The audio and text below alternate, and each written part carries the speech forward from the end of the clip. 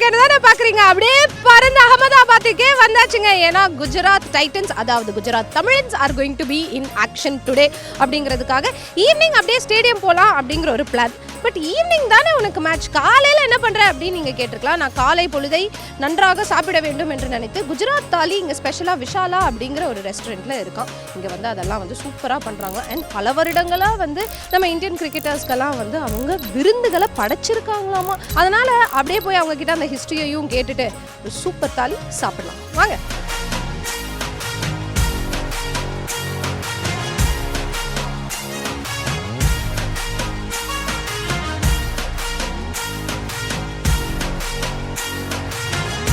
உள்ளே வந்ததுலேருந்து அப்பா அப்பா அப்பா அப்பா என்ன மாதிரி ஒரு எக்ஸ்பீரியன்ஸ் தெரியுமா. அதாவது ஒரு குஜராத்தி வில்லேஜுக்கு போனால் இதெல்லாம் கண்டிப்பாக நீங்கள் பார்க்கலாம் அப்படிங்கிற ஒரு ஃபீலிங்கை வந்து இவங்க கொடுத்துட்டாங்க.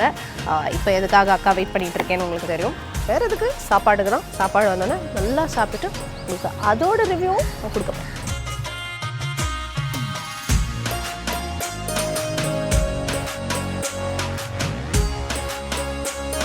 நான் பேசாமல் வந்து குஜராத்லேயே செட்டில் ஆயிடலான்ற மாதிரி இருக்குது.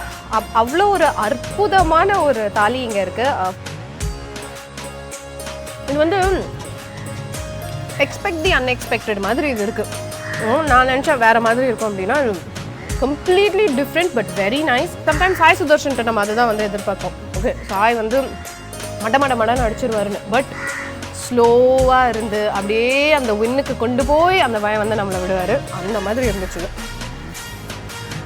இந்த ஒரு ஆல்ரவுண்ட் பர்ஃபார்மன்ஸை பார்த்தா விஜய் சங்கர் ஞாபகம் தான் வருது. ஒரு ஆல்ரவுண்ட் பர்ஃபார்மன்ஸ் இந்த சீசனில் அவர் கண்டிப்பாக கொடுப்பாருங்கிறதுல எந்த ஒரு மாற்றமும் இல்லை. அதுதான் நாங்கள் எல்லாருமே எதிர்பார்த்துட்ருக்கோம். கோ குஜராத் தமிழன்ஸ்.